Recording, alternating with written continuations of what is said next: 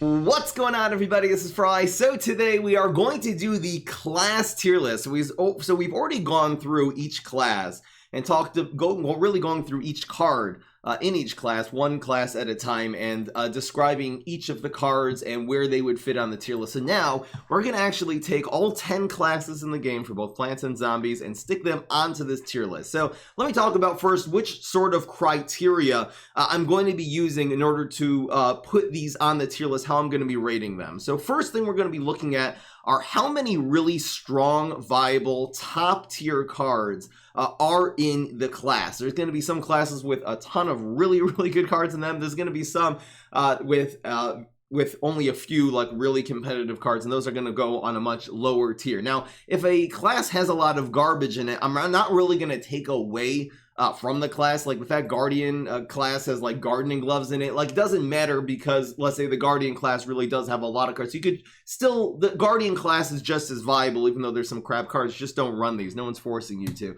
So I'm going to be looking at, again, the overall quality of the cards, particularly how many super good cards are there in the class. The second thing I'm going to be looking at is I'm going to describe the strengths in terms of deck building, in terms of a strategy, a win condition of the class. Again, when you're building decks in this game, you got to be laser focused. You have to have a clear way of doing 20 damage to your opponent. The main things we're going to be focusing on are aggro, tempo, and control. Those are the three main strategies for deck building in PvZ Heroes and really any card game. Aggro, of course, is doing as much damage as you can in a small period of time.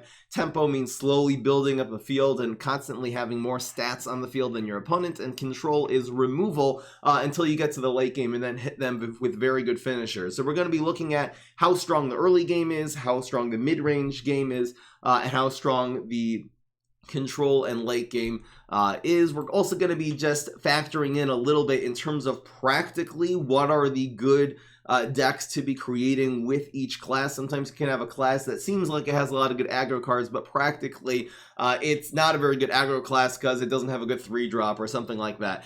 So we're going to be factoring all those in. Once again, I'm done with the classes, so I'm done actually rating the cards based on their strengths. So if you have any creative ideas for a tier list in the future, I already have gotten a lot of good ideas from the community. Let me know in the comment section below. Again, please don't ask me to take all the environments or all the legendary cards and put them on a new tier list, because those will end up on the exact same tier as they were when I covered those cards in their individual classes. So the first thing, we're just going to go through the classes in order, starting with the plants, and the first thing we're going to talk about is the Guardian class. So the obvious strength of the Guardian class, which really makes it one of the best classes in the game, is how good the Guardian class is at controlling, both in the early game and the late game. I would say the Guardian overall has the most solid removal from beginning to end in the game. In the early game, you have cards, even like Garlic is not a bad just stall card, but like notably you have cards like Galactic Cactus. This is an amazing card. It's also a good aggro card, but in terms of controlling, this is one of the best controlling 1-drops in the game.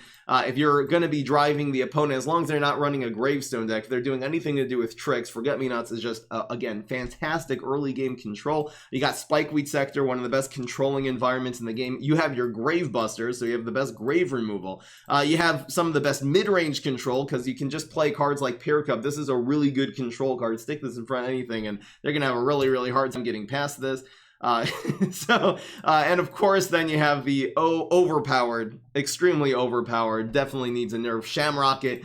You have Doomshroom. So both in terms of early game removal and late game removal, really the Guardian class has it all. So it really makes the Guardian class a quintessential plant control archetype. Usually you're going to combine this with a different class, particularly for finishers. The finishers, and one of the weaknesses sort of the Guardian class, is actually the weakness of the late game. From cards that cost 5 or more, they're actually finishers. I mean, let's say Doomshroom is a decent card. The only 2 really good cards, 3 really good cards, I would say, are Canalith, which is a very good mid-range finisher. This is kind of like the only decent mid-range Guardian card. Mid-range means, of course, they're like trying to do a little bit of control for the first couple of turns and then come in with heavy tempo around 3, 4, 5, 6. And Canalith is really good at that. Walnut Bowling is an okay finisher. The more I even run Walnut Bowling in decks, I find that this maybe is a little bit too slow, a little too circumstantial. You got to have open lanes for this to really be a good finisher. It's still a great card.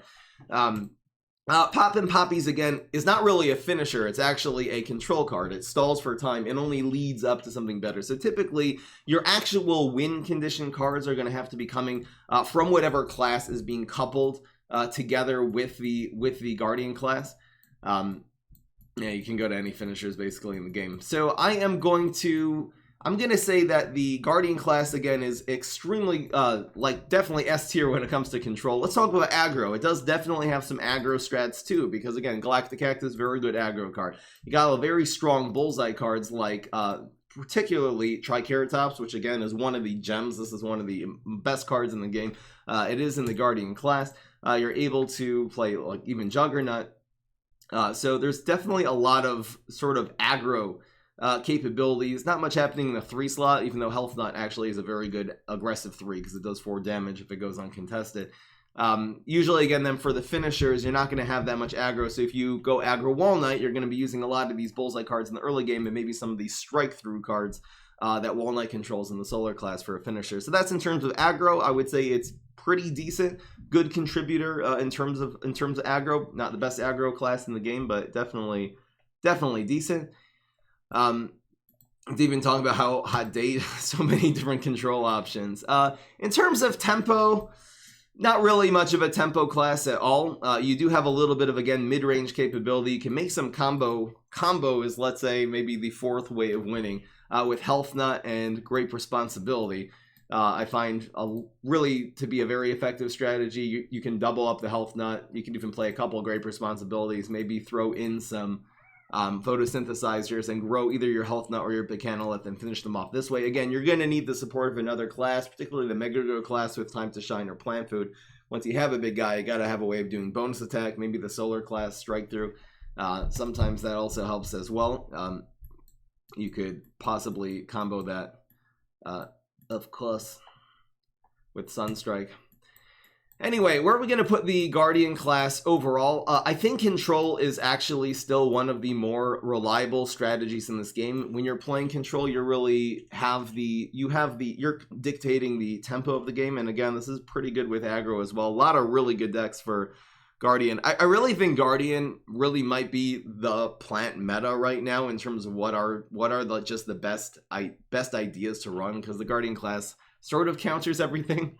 I'm going to put this in very high A tier. I'm not going to quite put this in S, and I'll tell you why. Because I don't think the Guardian class is actually strong enough compared to some of the other good plant classes. Thank you so much, King Panda, for subscribing. It's 5 months. Really appreciate it. So, again, the reason I'm putting this in A and not in S, because this really could go in S.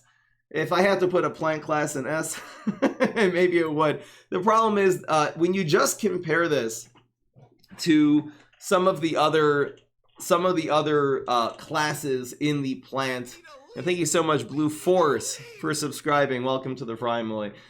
It doesn't seem to have the distinguishing qualities to make it just a clear above and beyond everything. But again, this is a very good argument nowadays, the Guardian class, for actually being the best plant class. So it definitely is in very high A tier.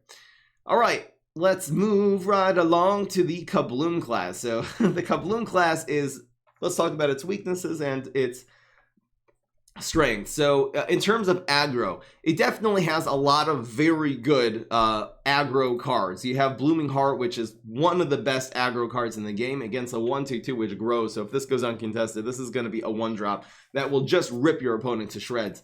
Again, if it goes uncontested, Fireweed is such an underrated card. It used to be a 2-cost 3/3. This is still one of the best cards in the game, because not only do you have a 2-cost 3/2, it is sort of limited to 1 lane, but it's just so versatile in terms of the fact that you can remove your opponent's environment, so you're never going to get stuck. You don't have to. If you're running an aggro deck, you don't want to be wasting card slots on environments, because environments don't do damage to your opponent's face. This essentially is your environment, which you can opt either to be an environment to clear a lane, or you can play it on the Heights lane where it won't make the hot lava, and then this actually is a very decent aggro card at that point, especially when it's coming in on turn 2. The fact that it's sort of limited to the Heights lane is not a big deal. You can always just play your 1-drops on the ground, save this for the Heights lane. It's not like they're going to be clogging the Heights lane on on turn 1 with something.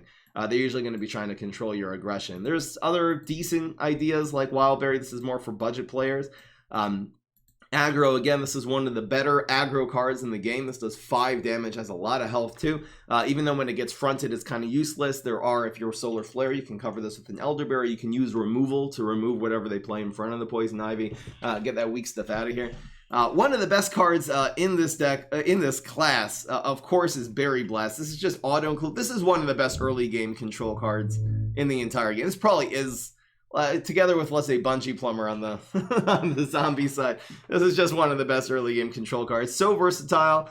This can go face. It can proc the block to set up more damage. If they have 3 health left, you go face with this. But it really, 3 damage just removes all the cards in the first few turns, which is really good. Banana Bomb, also really not a bad card. So in terms of, you can use Berry Bomb and Banana Blast not just in control decks where you're trying to control the early game, but you're also trying to, you can also use that in tempo and in aggro, because this will clear your lanes to make sure that you're able to do more damage to face. This also can be a little bit of a finisher if you've already done a lot of damage to their face. So just going through a lot of the really good cards with in terms of aggro. Now, in terms of control, the Kabloom class, even though it seems like a good control class, really falls short in terms of late game control. There's really no big removal cards. So that's why this is not the greatest control. You're going to need to couple this with something with a lot of late game control options, like particularly the Solar class and the Guardian class have the really good late game control, and then coupled with the extremely good early game control options of the Kabloom class,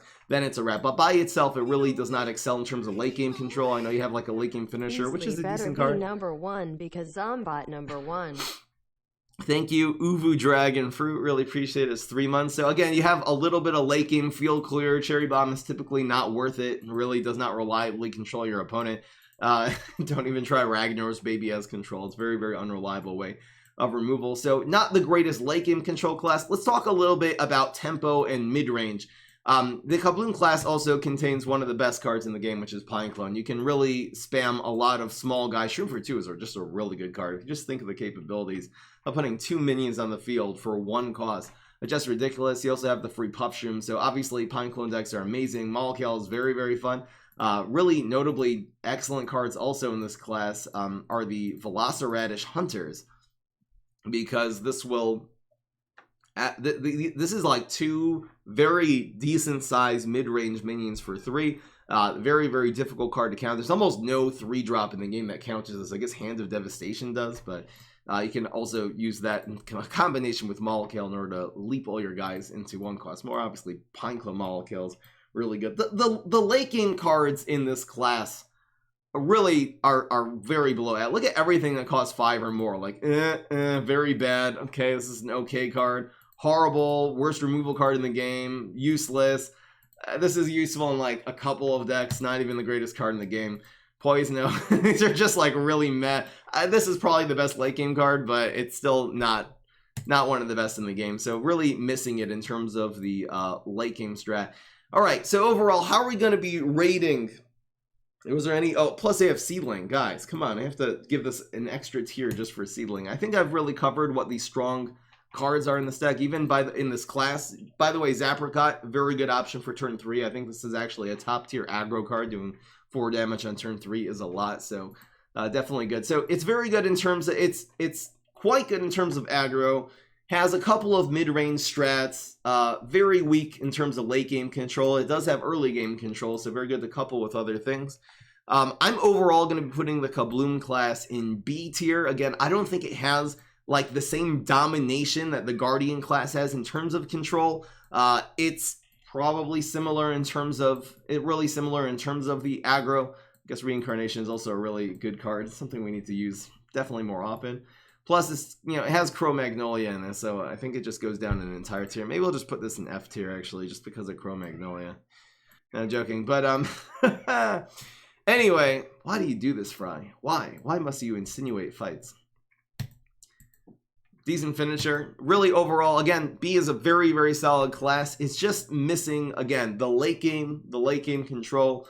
Not much in terms of tempo. The aggro is okay. The mid-range is fine. Really, there's just one mid-range strategy, which is these 3 cards. So overall, I'm just going to put this in B tier. All right. Next, Mega Grow. Mega Grow is sad. Mega Grow really, I feel like the card that got nerfed that actually changed the entire Mega Grow class was Lily of the Valley. Back when this was a 1-3, you could actually build Mega Grow tempo decks, and it was really, really good. Now this is a 1-2, it's become unplayable. Thank you so much, Crisp, for subscribing.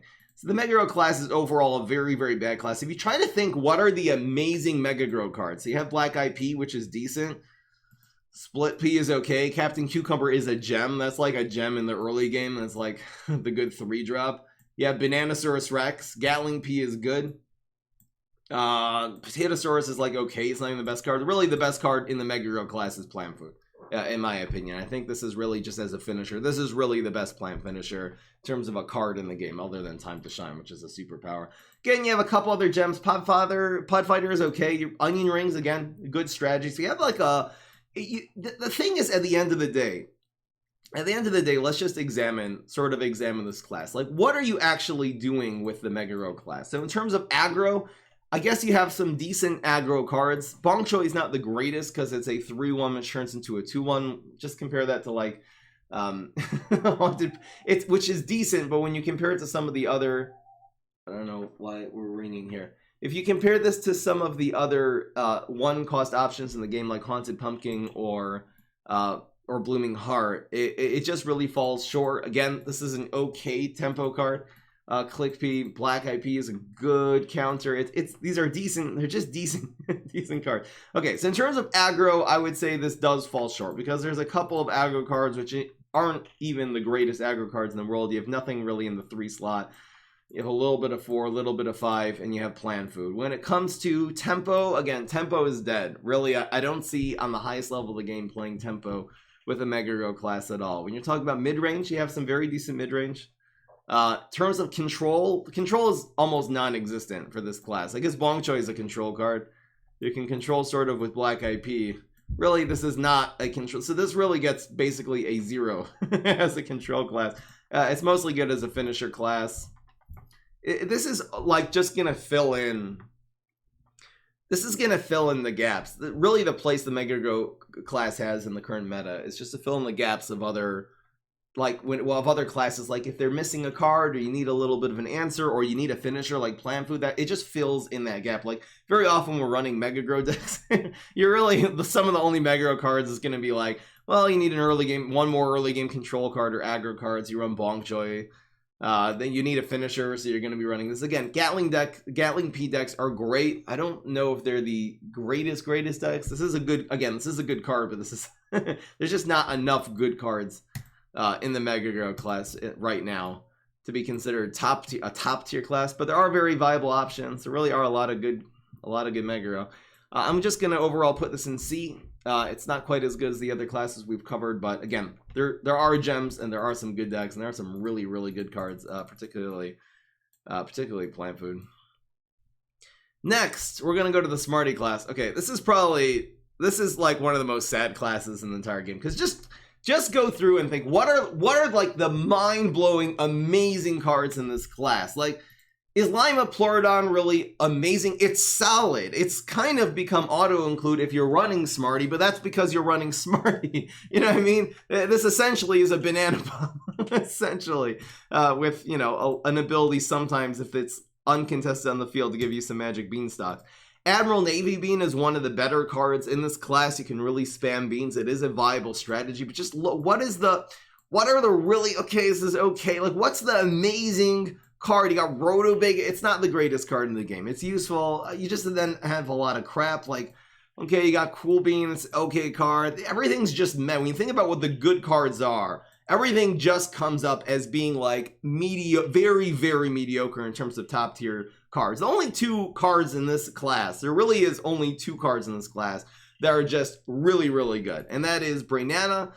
This is one of the best, such an underrated how strong Brainana is, and Dark Matter Dragon Fruit. This is seriously one of the best finishers in the game. I mean, on the plant side, this is like the finisher. Like, what even compares to Dark Matter Dragon Fruit? Like, what are you gonna run? This just heals, doesn't do enough damage. Cornucopia has become sad. I mean, you have some earlier, you know, some mid-range. There's a lot of very better finishers maybe than Dragon Fruit in terms of Astrocado, Elderberry, like just in plants in general. If you're talking about a late game finisher, Dark Matter Dragon Fruit takes the cake. I think this is the best finisher of the plants. In terms of how it counters everything. It counters minions and it counters tricks. And it does a ton of damage. So what more could you want from a card? The only weakness, it has like one weakness in the game, and that's basically 2 weaknesses. Fruitcake, maybe, and Pogo. Pogo is the main weakness of it. So it has the best finisher you could get. Again, there's 4 amazing cards in this. There's 4 really good cards in this class. Again, you have mediocre cards, Jumping Bean, Bounce, Snapdragon. These are just very, very mediocre cards. In terms of strategy, so is this the best aggro class in the? It's not. This is not the best. Again, there are some good options. You got your Shelleries, you got the Rotobagas. Sometimes those can do 4 damage as long as they don't have a nibble in their hand. Is this really good at controlling? You have kind of one control strat that doesn't really work in the early game. The only really good early game control, I guess, Primal Peach and Alignment Pleurodon are decent. Nothing really happening on turns 2, 3. Once you start getting to 4 and 5, if you're running exactly a lot of early game beans, which is not necessarily the best thing to do in a control deck, then you have Jelly Bean. You got Spring Bean is okay. You got Jumping Bean. So not very good in terms of control unless you're counting Brainana and Dragon, of course. Again, Shrinking Violet, it's an okay card. This is not one of the best cards in the game. When it comes to tempo, it's completely, it's almost unheard of, the tempo, because the stats, just look at the stat lines of these cards. They're very, very weak. They're actually really underpowered in general. Again, this is a good stat card. You got sometimes your Snowdrops, as long as you combo with other things, really, really works. Again, it's Freeze is a really annoying deck, but I don't think it's the most reliable deck, because you really need, if you have a Freeze deck that's all the perfect cards, it's really, really OP. But if you run Freeze a lot, you'll know that the times that you really need the correct combo and you don't get it is very quite often. You'll have Snowdrops, no Freeze, or Freeze with no Snowdrops, and there goes your early game. You got Planet of the Grapes. This is part of Cycle Cap, which is an okay deck. Overall, I think this is actually one of the worst classes in the game, and we're going to be putting it in D tier. It really, again, there's some gems, but it really falls short in general as a class. All right, here's Solar. So let's go through the different strategies for Solar. Aggro. It has the best aggro card in the game. I think this is hands down the #1 best aggro card in the game. Maybe Conman. Is Conman better than this? No, this is probably still better than Con. This is 4. A 1 cost 4. They should nerf this to a 4/1, by the way, or a 3/2. Really, it didn't really talk about nerfing this when I went through it in the Solar class, if I remember correctly. So, really good aggro. We're talking about Apple Saucer, one of the best aggro cards in the game. This is so good, both in the early game, really solid, and in the late game, it's extremely solid. The fact you have a 2-cost card that does 3 damage in the late game, it's just absolutely fantastic. It's missing in the 3 slot, so you really need to fill that in with the Kabloom class, maybe the Guardian class. Your only options for 3-slot aggro is like Jack-O-Lantern, which is okay. I've had limited success with aggro Chumpzilla, for example. And then you have, really, in terms of late game aggro, late game for aggro is turns 4 and 5. You have really the best lineup of late game aggro cards. We're talking about Elderberry. We're talking about Astrocado, which is one of the most powerful cards in the game. These things do 5 damage strike through. If you're a budget player, you can even just go Bloomerang and Power Flower. So really, I would say this is actually the best aggro class for the plants in general. Really probably is. Yeah, in terms of both early game and late game, it definitely adds the most. So aggro, this is easily going to be S tier in terms of aggro. Let's say about control.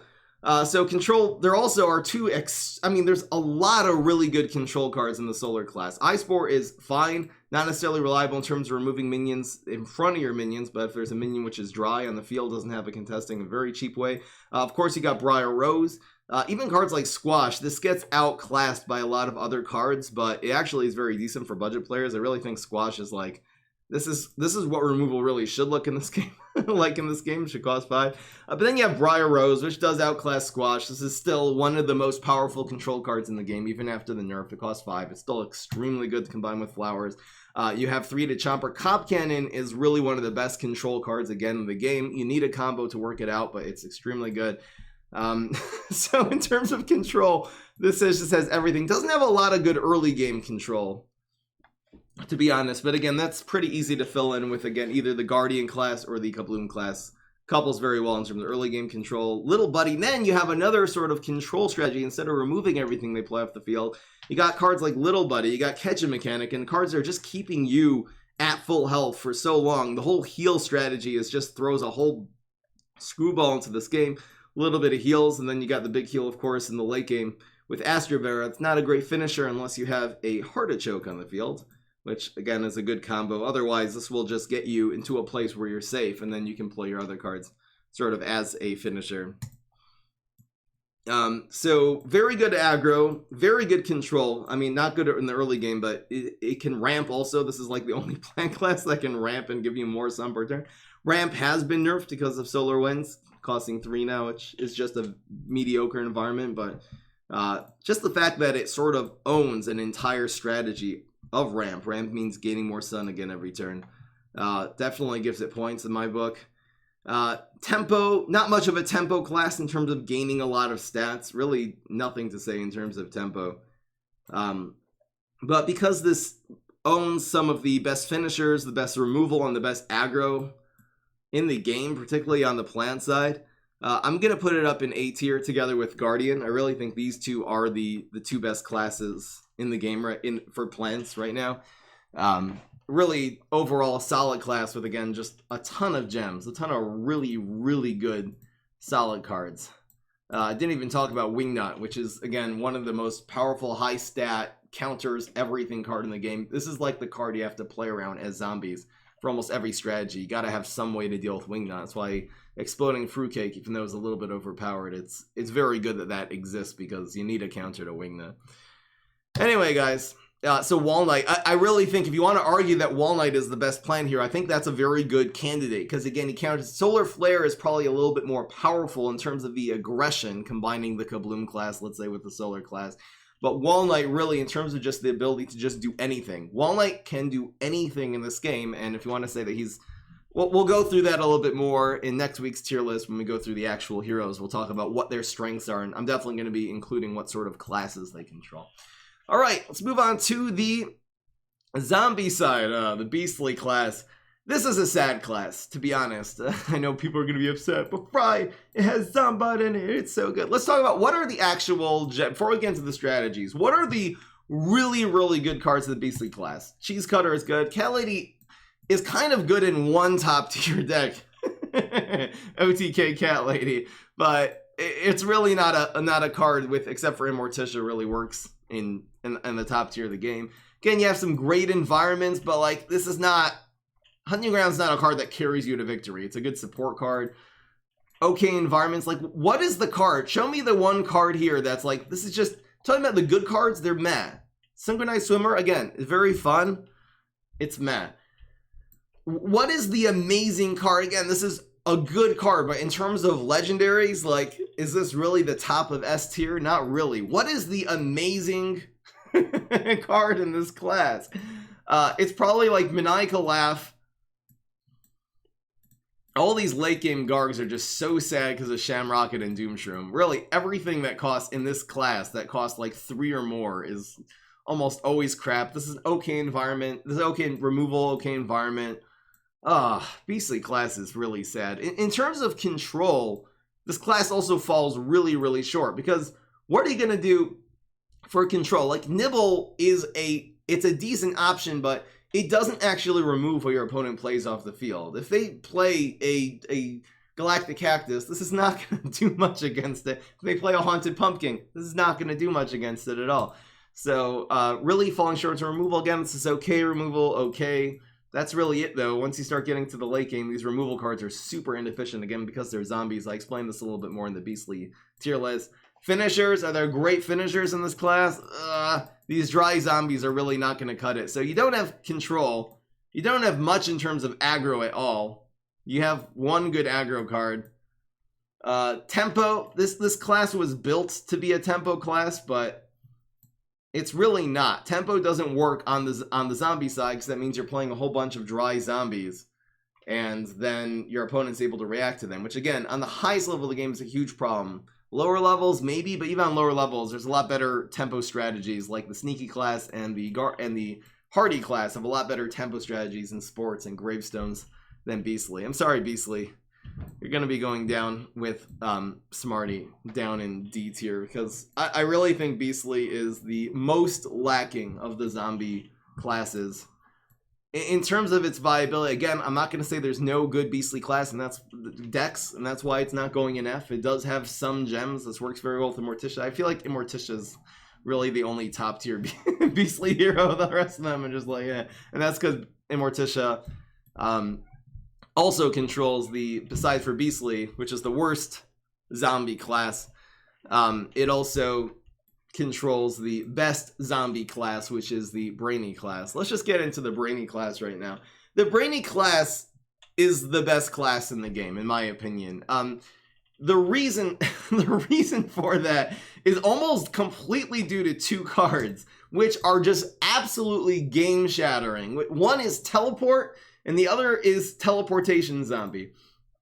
The way that Plants vs. Zombies works, it's made very specifically. Zombies play their zombies, then the plants play everything, and then the zombies have last say when it comes to only their tricks, but not their minions. And that's so important for so many minions in the game. There are so many minions that are zombies that zombie minions are better than plant minions, because the plant minions have last say. They can respond. There would be so many problematic zombies if the zombies had last say. I mean, just look in this class alone. If this was a plant, imagine you had a 5-cost 7/5 bullseye plant, which with this ability, even without the ability, but with this ability, this is just ridiculous. It's just a really there's so many problematic cards. Trickster. Imagine Trickster was last say. You didn't need to teleport this in. You would just be able to play this. The zombies are OP, but they're not OP because they don't have last say. There's just so many examples. What else can we even give as example? Even Headhunter. The fact if you had last say with this, and then you could play the next turn a whole bunch of guys, it would be a really bad news for the plants. Gargologist is an example. If this could be played after the plants, would be so broken. But anyway, I guess then the plants would have first say next turn. Plankwalker, any sort of the Gargs, really even all the Gargantuars, if the Gargantuars had last say, like the plants had to play their minions first and then you'd be able to play the Gargs, it would actually make all the Gargs good, because you just play them if they're not able to respond. What the cards Teleport and Teleportation Zombie do is throw an entire screwball into this thing. I know people make fun of me a lot that I basically say there's only really 5 good heroes on the zombie side, and those are the brainy heroes. And there's a certain sense that they are. There's obviously a lot of good strats with the non-brainy heroes, but at the end of the day, these cards, Teleport and Teleportation Zombie, throw the entire game off. They allow all these useless cards to actually be played. Even Zombot, for example, which is, I don't know what, I put that in B tier in the Beastly class, which I regret. I even put in the little title description saying I should have put this in F. This is an F tier card. This is horrible. When opponents play Zombot, I usually win that turn. But when you teleport this in with Immorticia, now this, even though it's not the greatest strategy in the game, this becomes a viable strategy. This really just resurrects Teleport and Teleportation Zombie, useless cards, and makes them actually quite good. All right, what else do we got in the Brainy class? You also have Science. So you have cards like Beam Me Up. Drone Engineers are really good, especially for budget players. Make some Science decks. This is a really good strategy. This will grow all of your Science guys. A lot of stats for a 2-cost card. Very decent. You got Gadget Scientist, which again is a budget card. Very good finisher. So you have the Science. You have one of the best control strategies, which is controlling with tricks, and then Trickster. Now, the Brainy class, unfortunately, doesn't actually have a lot of very good control built in. The 2 main good control cards, 3, I would say, are Beam Me Up.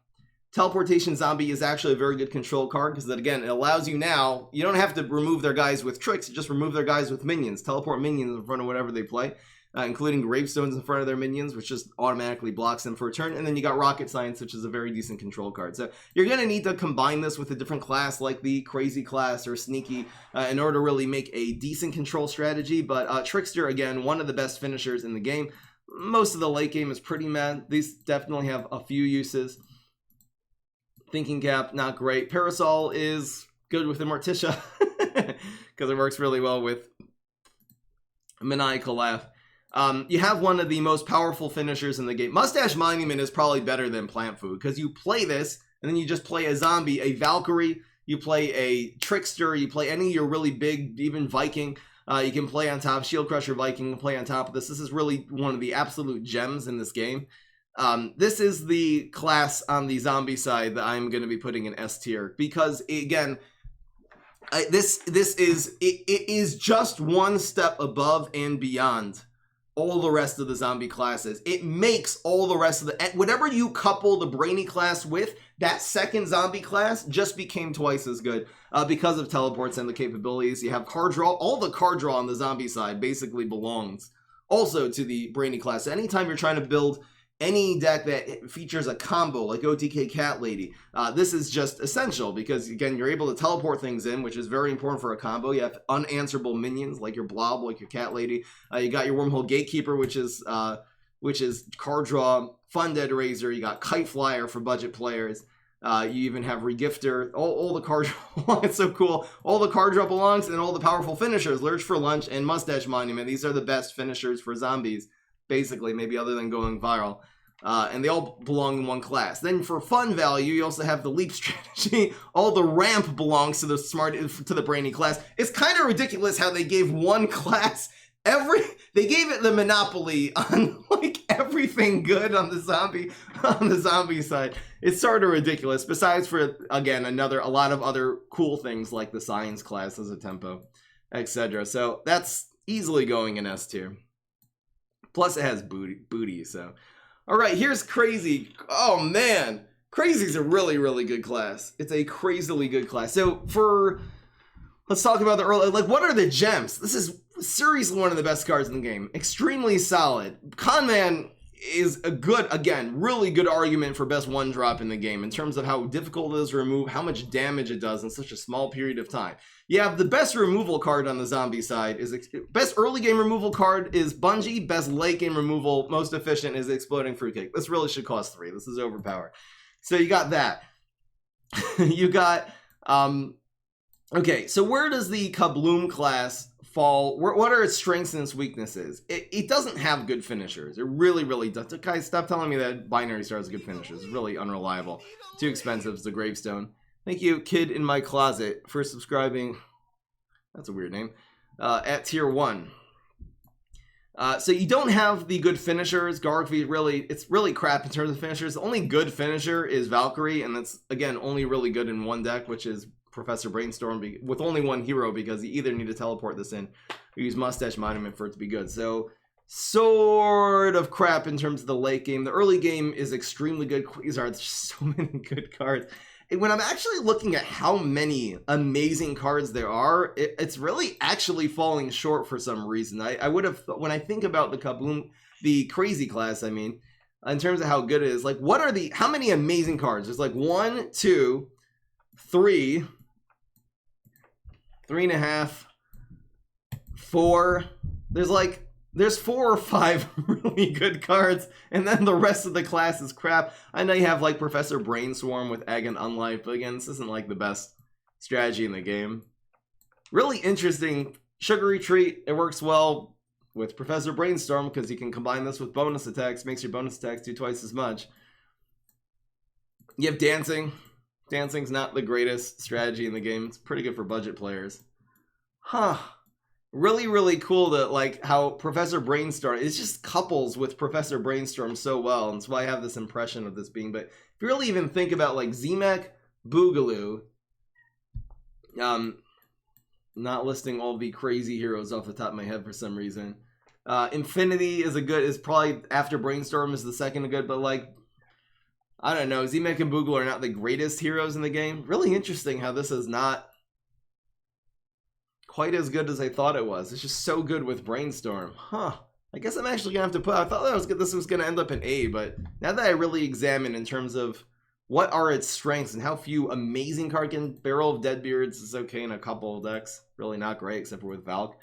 I'm going to have to put this actually in B tier because the amount that this class actually contributes to the game Other than, again, basically 4 really solid cards. Not very much at all. But these 4 solid cards are like the best, are seriously the best cards in the game.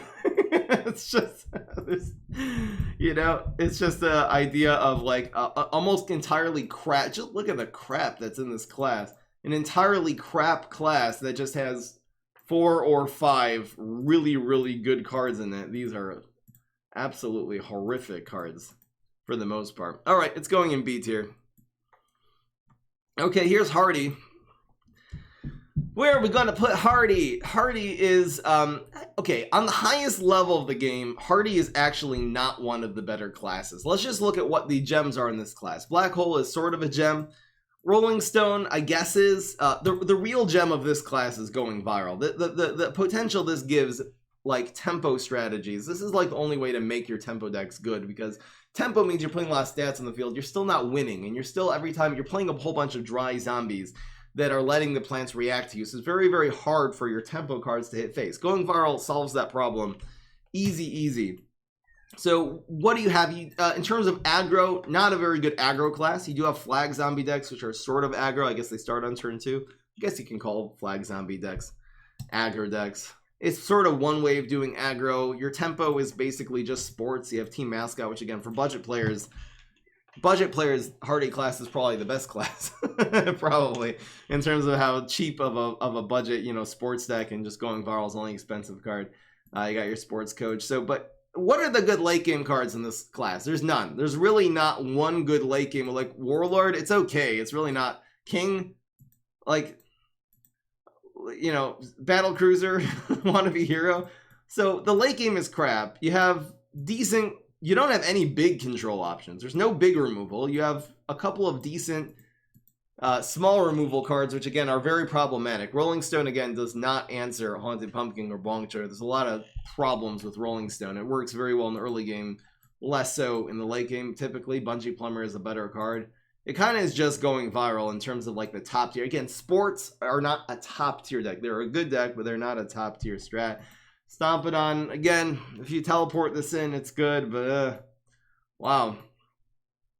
I'm gonna say, because you have the flag zombie combo, you have sports, you have going viral. This is basically a support class at that point. The overall card, it's really even hard to find like 2 or 3 good cards in this class. This is going to be floating around. I think I'm going to put this in C tier. Again, it's really good for budget players. Going viral is one of the best cards in the entire game. You have some really unique removal options. You have sports, you have flag zombie, you have teacher, which is cool. It's fun. You have one of the best. This is probably overall the best zombie environment.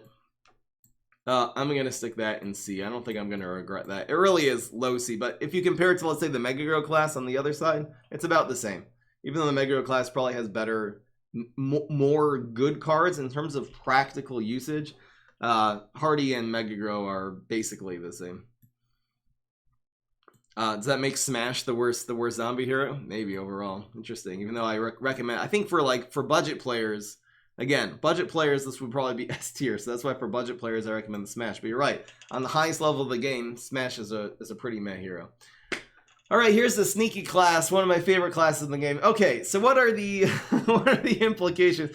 What are the strats here? So not much in terms of aggro. It looks like you have some good aggro strategies. Again, Mini Ninja, it's a dry zombie. If this was a plant, this would be way better. Like, it would be a poison shroom that does more damage.